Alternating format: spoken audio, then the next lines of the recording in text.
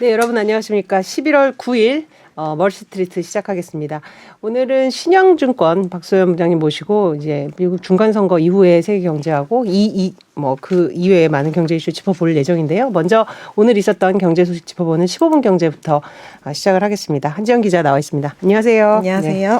자, 주가 얘기 이제 떨어졌다는 얘기 매일 하다가 좀 최근에 상승세가 좀 이어지고 있습니다. 코스피 상황 좀 전해주시죠. 네, 나흘째 지금 상승세 해서요. 네. 지금 2,420선까지 올라왔습니다. 이 원달러 환율이 떨어지면서 외국인과 기관 매수가 이어지고 있어서요. 이 코스피가 전거래일보다 1.06% 오른 2,424.41의 장을 마쳤고요. 코스닥도 지금 0.18%, 요거보다는 좀 적지만 0.18% 올랐습니다. 네. 장 초반 매도가 조금 많았었는데 외국인이 워낙 강세 폭이 확대가 되면서 매수세로 돌아서서 4,155억 원어치를 순매수를 했고요. 기관도 이 3,481억 원어치를 순매수해서 지수 상승을 이끌었습니다. 개인은 또 이제 순매도를 해가지고 7,766억 원어치를 순매도를 했습니다. 네, 그 전형적인 패턴인데, 자, 어떤 종목들을 좀 외국인들이 많이 샀습니까? 네, 외국인들이 지난 9월 29일부터 주가가 많이 내려간 지수 관련해서 대형주 위주로 지금 오늘까지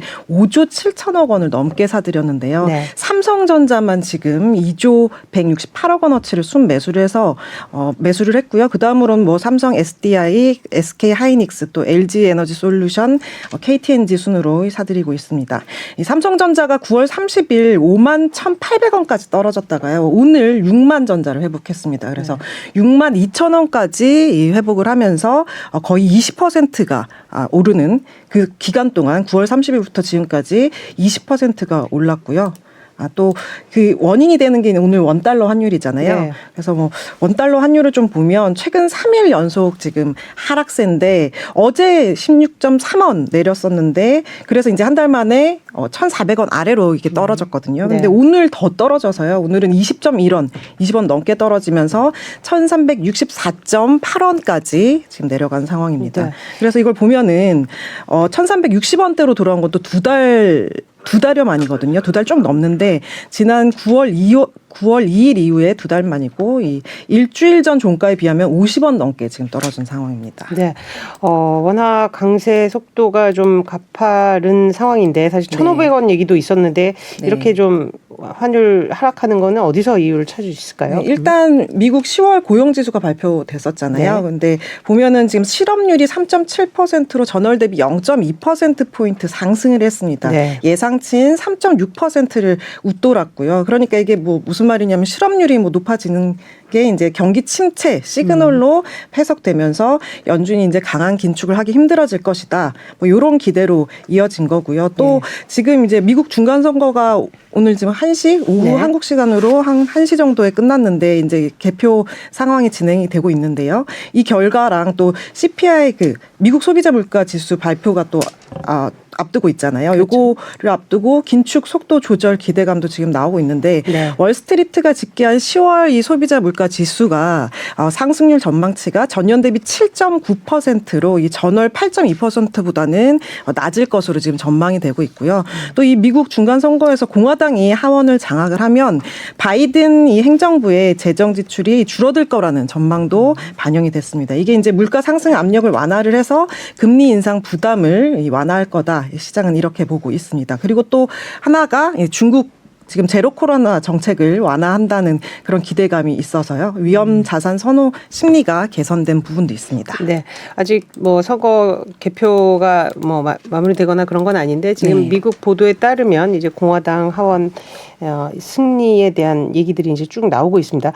자, 그러면 그 약달러로 그렇다고 바뀌는 건 아닐 거예요. 그 환율 전망은 좀 어떻게 보십니까? 네, 약달러로 그렇다고 해서 지금 전환되는 건 아니다. 지금 보면은 미국 달러와 가치가 세계적으로 지금 떨어지고 있는 지난 주말부터 빠르게 떨어지는 그런 추세인데 블룸버그가 이제 얘기를 하기로는 엔화와 이 유로화 같은 6개 통화 대비 달러 가치를 측정하는 달러 지수라는 게 오늘 7주 만에 최저치를 기록하면서 109.366까지 하락을 했어요. 하지만 이 앞으로 기준금리 인상이 또 남아 있고 이걸 고려하면 강달러 추세 자체가 바뀔 것 같지는 않다는 게 대부분 전망이고요. 또 파월 의장이 지난 2월에 FOMC 끝나고 이제 기자회견을 하면서 네. 기준금리 인상 속도 조절 뭐 가능성도 얘기를 했지만 또 이 최종적인 기준금리는 더 올라갈 수 있다. 이전 예측보다 더 높아질 수 있다. 이렇게 밝혔고요. 또 미국이 이렇게 강한 긴축, 공격적인 기준금리 인상을 하겠다는 그런 기조와는 달리 다른 나라들은 사실 미국만큼 올리질 못하잖아요. 그럼 상대적으로 약세가 보여지면서 달러와 강세는 계속될 거다. 이런 관측에 힘을 얻고 있습니다. 그만큼 상대적으로 미국의 강달러가 계속 이어진다는 거고 때문에 이 현 시점에서 약달러 베팅은 좀 위험하다. 이런 시각이 많습니다. 그러니까 1,500원을 가는 건 아니겠으나 그렇다고 뭐 1,100, 1,200을 기대하는 그런 약달러 장세는 아직은 오지 않을 것으로 보는 게 더 설득력이 있다. 이런 설명이었습니다. 네. 그때 사실 이제 한국과 미국 금리 역전된 상황인데 네. 그래도 외국인 투자자들 지난달 보면 국내 주식과 채권을 상당한 규모로 사들였잖아요. 네. 이런 건 어떻게 배경을 봐야 될까요? 일반적으로 이제 뭐 금리가 역전이 되면 당연히 투자금이 이제 금리가 강한 데로 가잖아요. 그런데 그렇게들 예, 근데 그거에 약간 반대 결과가 나온 것 같습니다. 10월 이 외국인 증권 그러니까 주식과 채권 투자금이 27억 7천만 달러로 순유입이 됐는데 10월 말 이 원달러 환율이 1,424.3원이었거든요. 이걸로 계산을 하면 지금 3조 9,453억 규모입니다. 거의 4조 원이 되는 규모고요. 그러니까 미 연준의 이제 긴축 의지에도 뭐 금융 불안이 조금 완화되는 그런 측면이 있었고 또 좀 쌀 때 사겠다 이렇게 저가 매수세가 유입된 걸로 보입니다. 네. 자, 주식시장 상황하고 그 환율 동향 그리고 전망까지 짚어봤습니다.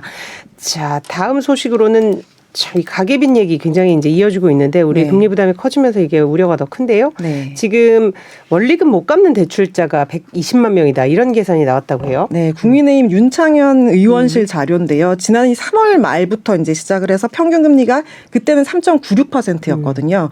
근데 이게 3%더 뛰어서 지금 6.96%라고 가정을 하면 지금 이제 뭐 7% 넘었다 이제 이런 얘기가 나오고 있는데 일단 6.96%라고 가정을 하면 대출자 1,646만 명 중에서 네. 총 부채 원리금 상환 비율 그러니까 DSR DSR 90% 초과 대출자가 90만 명이었던 게 3월에 90만 명이었던 게 이게 120만 명으로 뛴다. 이렇게 되는 걸로 나타났습니다. 네. 부채 규모 역시 253조 9천억 원에서 지금 335조 7천억 원으로 이 81조 8천억 원이 급증하는 걸로 분석이 됐고요. DSR 90이 뭔지 좀 설명해 주시죠. 네, DSR이 원래 이 대출자의 소득 대비 전체 금융 부채를 의미를 하는데 그러니까 뭐 신용 대출이나 뭐 주택 담보 대출 뭐 이런 거 같은 가계 대출의 이 원리금 상환액을 연소득으로 나눈 거죠. 그래서 90%라고 하면은 내가 번 거, 내 소득의 90%는 빚 갚는 데 쓴다. 그렇죠. 이런 뜻인데 그러니까 이 보통 소득에서 소득세나 이 뭐 건강보험료 뭐 이런 거 다 내고 나면 원리금을 못 갚게 되는 그런 대출자로 분류가 되고 있습니다. 네, 사실 DSR 90% 초과라면 이제 연체에 임박한 그런 상황이어서 이제 신용도에서 실제로 문제가 생길 수 있는 그러니까 위험 구간에 처한 그 계층이다 이렇게 판단할 수 있는데 네. 자 그러면은 어떤 경우에 이런 폭이 더 증가했을까요? 그러니까 제2금융권이 더 그랬을 것 같기도 하고. 네, 저축은행 뭐 말씀하신 대로 저축은행이나 상호금융 같은 제2금융권 대출이 많을수록 또 여러 곳에서 돈을 빌린 다중채무자일수록 또 봉급생활자보다는 자영업자일수록 지금 버는 돈의 90%를 원리금 상환에 써야 되는 그런 비중이 증가폭이 커졌다는 분석이고요. 제2금융권 같은 경우는 DSR 90% 초과 대출자가 62만 명에서 76만 명, 14만 명 더 뛰었고요. 은행 같은 경우도 뭐 비슷하게 뛰었습니다. 15만 명 뛰어서요. 28만 7천 명에서 44만 7천 명으로 늘었고요. 자영업자는 21만 9천 명에서 28만 명으로 6만 1천 명 늘었고 이 다중채무자는 33만 200명에서 45만 6천 명으로 늘어서 한 12만 명 정도 늘었습니다. 네. 그러니까 결국 제2금융권은 금리가 더 높을 수밖에 없기 때문에 아무래도 더 이런 그 돈을 못 갚는 상황에 이제 처하기 쉬울 거고. 또 워낙 또 힘든 상황이었고 그렇죠. 뭐 그런 이 다중채무자도 상황이거든요. 결국은 원금만 이자만 갚는 그런 경우가 대부분이어서 이게 더 위험하고 또 제2금융 그다음에 자영업자는 사실 이제 코로나 때 여러 가지 위협을 겪으면서 이제 부채 규모가 급격히 늘어난 이런 측면이 이제 복합적으로 영향을 미쳤을 걸로 봅니다. 자, 지금 이제 6.96을 가정하고 이런 계산이 나왔는데 네. 자, 이미 지금 상단은 7%를 뛰어넘은 거예요. 그렇죠. 앞으로 이제 더 올라갈 거고. 네. 자, 그런 생활을 가정한다면 사실 더 우려가 큰데요. 네. 어떻게 좀 보시겠어요? 7%를 평균이라고 할 때 지금 DSR 70%를 초과하는 대출자들이 최저 생계비만 써도 대출 원리금을 갚을 수 없다 이런 계산이 나오는데요. 이런 사람들만 해도 지금 190만 명에 달할 것으로 추산이 되고요. 네. 문제는 앞으로 이 금리 계속 올라갈 지금 상황이잖아요. 그래서 네. 한국은행이 또 이번 달 24일에 0.5%포인트 올리는 이 빅스텝 단행한다는 얘기가 지금 많이 나오고 있는데 한계 대출자가 더 늘어날 것으로 보이고 있습니다. 그렇습니다. 이제 뭐 그 경기 침체폭이 커가지고 금리를 인상하는 속도가 좀 줄어들 수는 있지만 그건 속도가 줄어드는 거지 내리는 그렇죠. 것이 아니기 때문에 네. 이제 상당 기간 우리가 이제 고금리라는 것은 좀 이 기정사실화하고 이제 지금 금융 활동을 하고 있는 상황입니다. 내년도 계속 고금리다 이렇게 볼 그렇죠. 수밖에 없는 거죠. 자, 금융당국이 뭐 안심전환대출 같은 대책도 마련했는데 앞으로 이런 지금 원리금 못 갚는 대출자의 급증에 대한 방안은 어떤 게 좀 내놓고 있는 게 있을까요? 네, 자영업자랑 뭐 중소기업에 대해서 이 최대 3년간 대출 만기 연장과 또 이 내년 9월까지 최대 1년간 상환 유예를 지원하기로 했고요. 네. 내년 초에는 이 연체자와 경제 취약층에게 뭐 100만 원에서 200만 원 이 긴급 생계비를 1년 만기 일시 상환으로 빌려주는 방안도 추진되고 있습니다. 네. 하여튼 가계비 문제는 당장부터 시작으로 내년까지 우리 경제한테 굉장히 부담을 줄 것으로 이렇게 우려가 되고 있습니다. 계속해서 좀 저 팔로우해서 또 네. 보도를 부탁합니다. 한지연 기자 수고했습니다. 네. 감사합니다. 네, 저희는 예고해 드린 대로 곧 이제 6시부터 이 박소연 신영증권 투자전략부장님 모시고 중간선거 얘기부터 해보겠습니다. 미국에서는 이제 어제부터 중간선거가 시작이 됐습니다. 이번 선거 이제 향후 2년간 미국 의회 권력의 방향을 결정짓게 되고요. 그동안 바이든 행정부가 추진해왔던 여러 경제정책 이것들의 앞으로의 향배가 결정되는 선거여서 그만큼 이 전 세계에 관심이 모아져 있는 것 같습니다. 저희 경제 소식 조금 더 뉴스 듣고 바로 6시부터 시작을 하도록 하겠습니다. 개발도상국들의 기후변화 대응 비용이 2030년엔 연 3천조 원을 넘을 거란 전망이 나왔습니다. 선진국들은 지원을 약속했지만 지원 대상이 되는 개도국들은 책임과 피해 보상이 필요하다는 입장입니다. 파리에서 곽상은 특파원입니다. 전 세계 개발도상국이 기후위기에 대응하기 위해 필요한 비용을 분석한 보고서가 공개됐습니다. 영국과 이집트 정부 의뢰로 작성돼 기후변화협약 당사국 총회에서 공개된 보고서에 따르면 2030년 기준 전 세계적으로 2조 4천억 달러, 우리 돈 3,330조 원 규모의 투자가 필요한 것으로 나타났습니다. 보고서는 개도국들이 해당 비용을 감당하기 어려운 만큼 선진국들의 지원이 절실하다고 지적했습니다. 이와 관련해 미국과 영국, 프랑스, 독일, 유럽연합은 남아프리카 공화국에 85억 달러, 우리 돈 11조 8천억 원을 지원하는 이른바 공정한 에너지 전환 프로젝트를 발표했습니다. 남아공이 석탄 발전을 중단하고 친환경 에너지로 전환할 수 있도록 지원하는 내용으로 이번 기후위기 회의의 첫 구체적 성과로 평가됩니다. 독일과 영국, 벨기에와 덴마크, 오스트리아 등은 아프리카의 다른 기후변화 취약국가에 대한 별도 지원도 약속했습니다. Our continent will need a predictable, appropriate, and at-scale funding stream and technological support. 개도국들은 그러나 현재의 기후위기를 초래한 선진국들의 피해 보상이 필요하다는 입장이어서 자금 지원 방식과 요건을 두곤 입장차가 좁혀지지 않고 있습니다. 파리에서 SBS 곽상은입니다. 무섭게 치솟던 원달러 환율이 지난 이틀 동안 30원 넘게 떨어졌습니다. 상승 추세가 꺾인 건지 아니면 숨고르기를 하고 있는 건지 전현남 기자가 취재했습니다.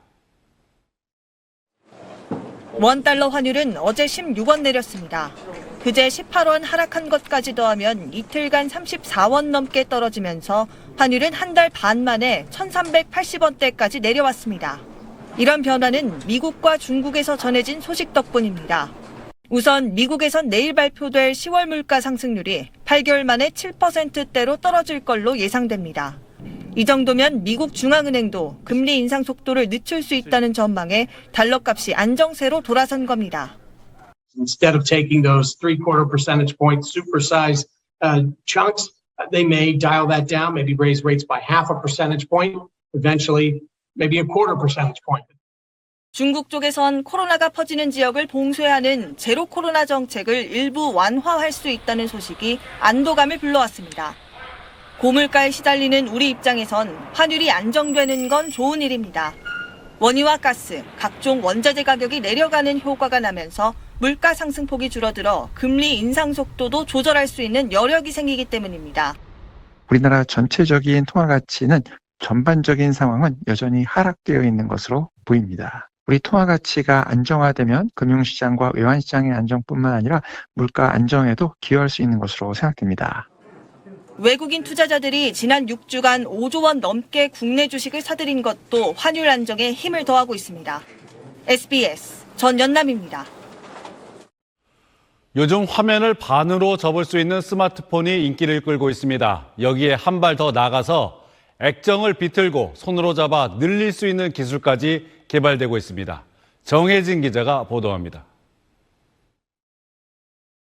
접고, 늘리고, 비틀고, 천조각처럼 여러 형태로 모양이 바뀌는 이것은 늘어나는 액정, 이른바 스트레쳐블 디스플레이입니다.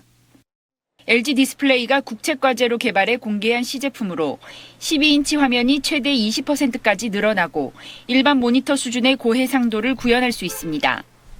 콘택트 렌즈에 쓰이는 특수 실리콘 소재가 신축성을 크게 높였습니다. 지난 2017년 삼성이 최초로 9.1인치 스트레쳐블을 선보이며 디스플레이 업계 간 경쟁이 본격화했습니다. 지난해 삼성 디스플레이가 OLED 기술 기반의 13인치 스트레쳐블을 선보인 데 이어 이번엔 LG 디스플레이가 마이크로 LED 기술 기반의 12인치 시제품 출시에 성공했습니다. 얇고 가벼운 스트레쳐블 디스플레이는 피부나 의류, 가구 등 굴곡면에도 붙일 수 있어 다양한 분야에서 활용 가능합니다. 옷에 정보를 알려주는 화면을 넣을 수 있고 볼록 나온 버튼 형태로도 화면을 만들 수 있는 겁니다. 디스플레이 사업 분야는 누가 앞선 기술을 먼저 개발을 해서 누가 먼저 진입을 하느냐가 그 회사의 매출액과 영업이익을 좌우를 합니다. 접히는 플렉서블에서 둥글게 말리는 롤러블, 그리고 늘어나는 스트레쳐블까지 디스플레이의 진화는 계속되고 있습니다. SBS 정혜진입니다. 본격적인 겨울을 앞두고 기름 보일러에 들어가는 등유 가격이 크게 오르고 있습니다. 등유가 휘발유보다 비싼 곳도 등장했는데 도시가스가 들어오지 않은 농어촌과 취약계층의 시름이 깊어지고 있습니다. 제이원 기자가 취재했습니다. 경기도 광주시에 사는 기초생활수급자 김정석 씨는 올겨울 난방비 걱정이 태산입니다. 기름 보일러에 쓰는 등유 가격이 1년 전보다 60%나 폭등했기 때문입니다. 작년에는 그래도 한 4, 5만 원 그래도 비싸다고 그래서요. 그 당시에 얼지 않을 정도로만 키는 거예요. 김 씨가 받는 월 생계급여 58만 원에서 등유값으로 34만 원을 내고 나면 나머지 24만 원으로 한 달을 버텨야 합니다. 가스에다가 물을 데워서 그걸로 세수를 하지 저 보일러를 온수로 돌리면 또 한참 돌아가거든요. 요즘 같은 경우에는 한 끼 정도밖에 안 먹어요. 도시가스가 들어오지 않는 농어촌과 저소득층이 주로 사용하는 등유 가격은 현재 휘발유에 육박하고 있습니다. 서민 연료라는 말이 무색해진 건데 일부 지역에선 역전 현상도 나타났습니다.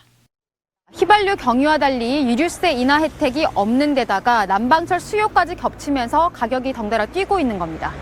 문제는 당분간 등유 가격이 오를 일만 남았다는 겁니다. 주요 산유국 협의체인 오펙 플러스가 다음 달부터 원유 생산량을 감산하기로 했고 등유와 생산 라인이 겹치는 경유 생산을 늘리면서 등유 공급이 줄어들고 있기 때문입니다. 올해 북반구에는 또 북극 한파가 닥칠 거라는 예보가 있어서 지금부터 미리 좀 사서 쟁여놓는 그런 일도 있고요. 등유를 생산하는 대신에 이 정유사 입장에서는 항공유, 제트유를 생산하면 돈을 더 벌 수 있거든요. 평균 연 18만 5천 원인 에너지 바우처 단가를 대폭 인상하고 등유에 붙는 개별 소비세 인하도 고려해야 한다는 지적이 나오고 있습니다. SBS 최희원입니다. 미국의 의회 권력을 좌우할 중간 선거가 조금 전에 종료됐습니다. 지금은 개표 작업이 진행되고 있습니다. 현재까지 개표 결과 하원에서는 공화당이 우세를 보이고 있습니다. 그리고 상원에서는 공화당과 민주당이 팽팽하게 접전을 벌이고 있는 것으로 분석되고 있습니다.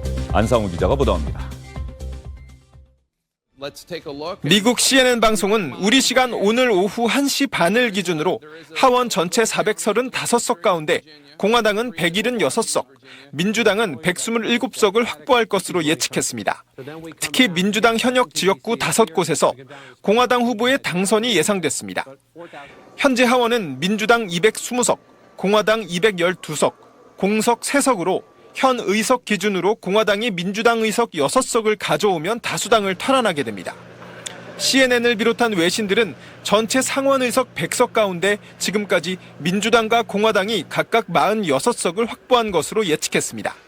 특히 상원 다수당을 결정하게 될 경합주 가운데 조지아주는 개표가 80% 이상 진행된 가운데 허셜 워커 공화당 후보가 49%를 득표해 48.9%를 득표한 민주당 라파엘 워녹 현 상원 의원을 근소하게 앞서고 있습니다. 또 다른 경합주인 펜실베니아주에선 70% 이상 개표가 진행된 가운데 민주당 존 페터만 후보가 49.6%를 득표해 48%를 득표한 공화당 메메트 오주 후보를 앞서고 있습니다. 오늘 투표는 일부 지역에서 기계 고장이나 오작동으로 투표가 지연되기도 했지만 대체로 큰 문제 없이 진행됐습니다. 미 중간선거 사상 가장 많은 4,500만 명 이상이 사전투표에 참여했는데 일부 지역에선 무효 소송이 제기되기도 했습니다. 특히 박빙 지역에서 결선 투표나 재검표, 소송 등이 이어질 경우 최종 개표 결과는 길게는 몇 주 뒤에나 나올 수도 있습니다. SBS 안상우입니다.